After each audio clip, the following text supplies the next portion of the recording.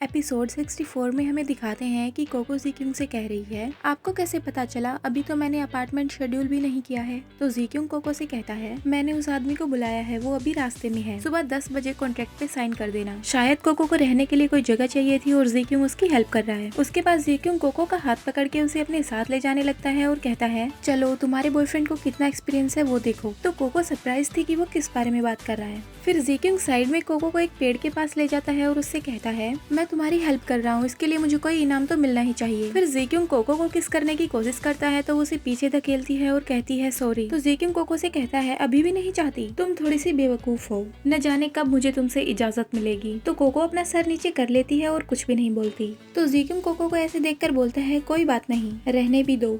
फिर जीक्यूंग कहता है, अच्छा तुम्हें तुम्हारा पर्स नहीं मिल रहा है ना, तो मैं तुम्हारी आईडी दोबारा बनवाने में मदद करूंगा। और फिर जीक्यूंग कोको को अपना कार्ड देते हुए कहता है, ये लो, अगर तुम्हें पैसों की जरूरत हो तो तुम इससे यूज कर सकती हो। तो कोको जीक्यूंग से कहती है, नहीं, इसकी कोई जरूरत नहीं है। तो फिर जीक्यूंग कहता है, बॉयफ्रेंड के पैसे खर्च करना गर्लफ्रेंड का फर्ज है, ये तो बस थोड़े से ही पैसे हैं, फिर भी तुमने मना कर दिया, तो फिर तुम वो 20 बिलियन उधार कैसे लोगी। तो फिर कोको जीक्यूंग से वो कार्ड ले लेती है और उससे कहती है थैंक यू। और फिर कोको सोचती है, पहले मैं जीक्यूंग से पैसे लेकर बीमिंगे को वापस दे दूंगी, उसके बाद मुझे कुछ ना कुछ करना होगा जिससे मैं जीक्यूंग के पैसे वापस लौटा सकूं। उसके बाद नेक्स्ट सीन हमें कोको के ऑफिस में दिखाया जाता है, जहां पर कोको जून से कह रही है, ये लीजिए, मैंने कल जो कॉन्ट्रैक्ट तैयार किया था ये वो है, अगर इसमें कुछ और फेरबदल करनी है तो आप इसे चेक कर लीजिए। और फिर कोको वहीं पर बैठे बैठे सोच रही है, मेरे और जीक्यूंग के बीच बस एक बिजनेस है। जीक्यूंग ने उसका माइंड चेंज कर दिया और वो मूवी के लिए मान गया, मतलब ननगंगली। जून वो कॉन्ट्रैक्ट देखकर सोच रहा है, ये बुरा नहीं है, लेकिन जीक्यूंग से मिलने के बाद ये लड़की थोड़ा बदल गई है और अभी भी शांत बैठी है, ये लड़की बड़े काम करने के लायक है। और फिर जून कोको से कहता है, इसमें थोड़ा बदलने की जरूरत है, फिल्म बनाने का टाइम बस 1 साल। तो कोको कहती है, ओह अच्छा, मैं इसे अभी ठीक करती हूँ। फिर कोको सोचती है, अरे यहाँ पर तो बीमिंग ये का और जुआन का ही कंप्यूटर है, यहाँ पर कोई और कंप्यूटर नहीं है, तो मैं इसको चेंज कैसे करूंगी। अब मैं डिपार्टमेंट चीफ का कंप्यूटर लेने की हिम्मत तो नहीं कर सकती। फिर जुआन कोको से कहता है, अगली बार बेसिक मिस्टेक्स नहीं होनी चाहिए, मैं ज्यादा कागज नहीं लाता हूँ, एक नया कॉन्ट्रैक्ट तैयार करो और यहाँ लेकर आओ। और कोको से ये भी कहता है, और हाँ याद रखना, ननगंगली काफी फेमस इंसान है, उससे निपटना आसान नहीं होगा किसी भी तरीके से। तो कोको कहती है, हाँ मुझे पता है, मैं इस बारे में सोचूंगी। उसके बाद हमें ननगंगली, कोको और जुआन सभी साथ में बैठे हुए दिखाए जाते हैं, जो कि कॉन्ट्रैक्ट के बारे में बातचीत कर रहे थे। और वहीं पर कोको कह रही है, क्या नाना डोंगलिंग में है, मैं उसे बारबी के लिमिटेड एडिशन में ले जाने वाली थी, उसने कहा था कि उसे बारबी काफी पसंद है, पिछली बार मुझे लगा था कि वो चली गई है, इसलिए मैं आपसे ये बात पूछ रही हूँ। कोको ऐसे बातचीत करके ननगंगली का ध्यान भटकाना चाहती थी, लेकिन ननगंगली ध्यान से पेपर्स को देख रहा था। तो ननगंगली कोको से कहता है, अगर तुमने बारबी का लिमिटेड एडिशन देखा था तो तुमने उसे तुरंत क्यों नहीं खरीदा। तो कोको कहती है, क्योंकि मैं मिस्टर ननगंगली के साइन लेने के लिए यहाँ पर आने की जल्दी में थी, मुझे देर हो जाती, इस डर से मैं नहीं खरीद पाई, लेकिन साइन होने के बाद मैं उसे खरीदने जाऊंगी, ठीक है। वैसे अगर आप लोगों को नहीं पता है कि बारबी क्या है, तो बारबी एक फेमस डॉल है जिसकी मूवीज और सीरीज भी आती है। और कोको ननगंगली से ऐसे बात कर रही थी तो जून उसे देखकर सोचता है, ये लड़की का दिमाग काफी तेज है। और कोको फिर से बोलती है, बात ये है कि मैंने देखा है कि नाना को वो डॉल काफी पसंद है, उम्मीद है कि किसी ने ना खरीदी हो। और कोको के इतना कहते ही ननगंगली जल्दी से साइन कर देता है, क्योंकि ननगंगली अपनी बहन नाना से बहुत प्यार करता है, इसलिए वो ये डॉल खरीदने जरूर जाएगा, इसीलिए कोको ननगंगली से ये बात कह रही थी। ननगंगली साइन करने के बाद कोको से कहता है, ये काम पूरा हो चुका है, तुम उसके लिए डॉल खरीदने जाओ। और ननगंगली साथ ही में ये भी सोच रहा है कि ये लड़की जानबूझकर मेरी कमजोरी का फायदा उठा रही है, चाहे वो चीज असली हो या नकली, अगर नाना को वो चीज पसंद है तो मैं उसके लिए जरूर खरीदूंगा। और फिर कोको खड़ी होती है और कहती है, मैं अभी जाती हूँ और जल्दी से वापस आती हूँ। और फिर हमें दिखाते हैं कि कोको किसी से कॉल पर बात कर रही है और कह रही है, इस बार मैंने झूठ बोला, क्या मैं आप पे भरोसा कर सकती हूँ। और सामने से आवाज आती है, तुम बस मेरा फायदा उठा रही हो। फिर कोको कहती है, नाना मेरे लिए बेस्ट है। और फिर कहती है, अभी मैं बिजी हूँ, मेरा ऑफिस वर्क होने के बाद अगली बार मैं तुम्हें घुमाने ले जाऊंगी। मतलब कोको नाना से ही बात कर रही थी। उसके बाद नेक्स्ट सीन में हमें दिखाते हैं कि कोको ऑफिस रूम के बाहर खड़ी होकर सोच रही है, ये दोनों काफी तेज है, बीमिंग और जून, इन दोनों ने मुझे ननगंगली के साथ काम करने का आइडिया दिया, बस मैं ये चाहती हूँ कि मेरा वर्क प्लेस बीमिंगे के ऑफिस से दूर रहे।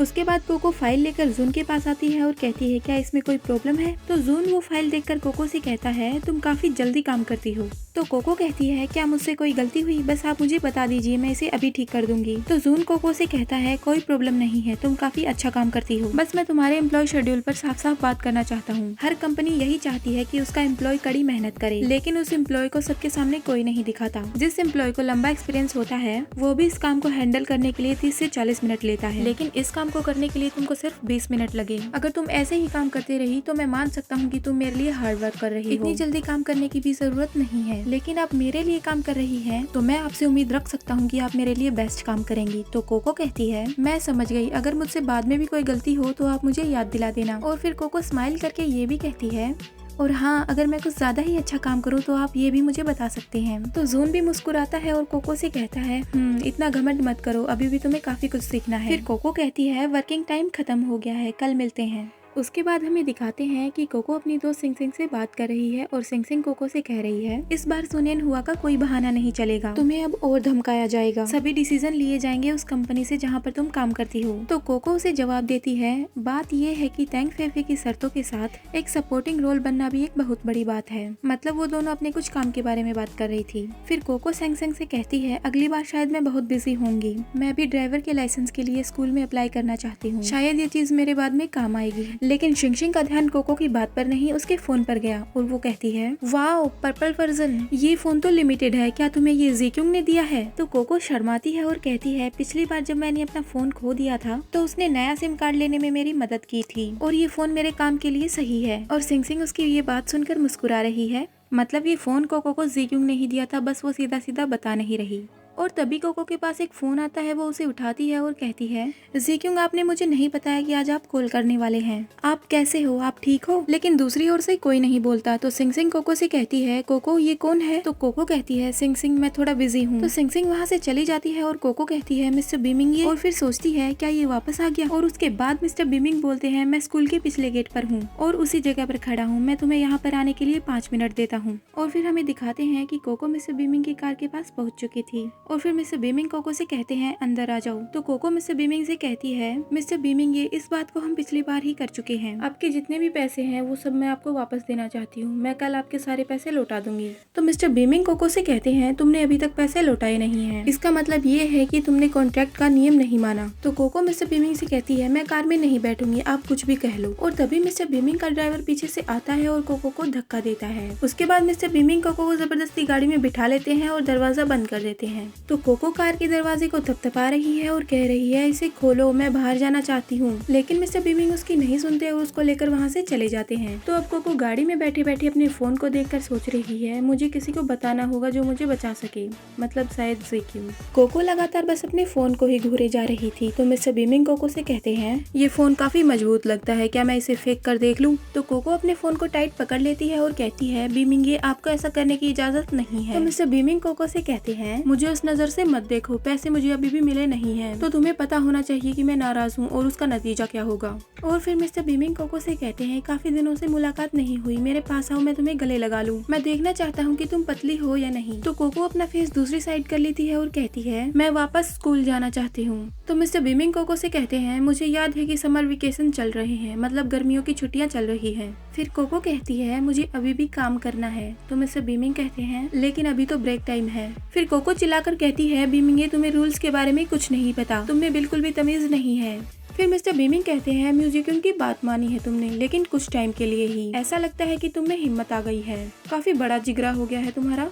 और फिर कोको के क्लोज आते हैं और उससे कहते हैं या फिर तुम्हारी पर्सनैलिटी ही ऐसी है, मेरी बात मानना और काम करना बस तुम्हारा दिखावा है। फिर कोको मिस्टर बीमिंग को अपने से दूर करती है और कहती है मेरे पास मत आओ, मैंने आपसे कहा ना कि मैं आपके पैसे दे दूंगी, मैं आपके साथ नहीं रहना चाहती हूँ, मुझसे दूर रहिए। तो मिस्टर बीमिंग कोको से कहते हैं क्या तुम म्यूजिक के साथ थी तो तब भी तुम ऐसा ही कर रही थी, मतलब उसे भी अपने से दूर हटा रही थी क्या? और फिर मिस्टर बीमिंग कोको से ये भी कहते हैं मेरी औरत का मेरे दोस्त से रिश्ता है, अगर मेरी जगह तुम होती तो क्या करती, बताओ मुझे।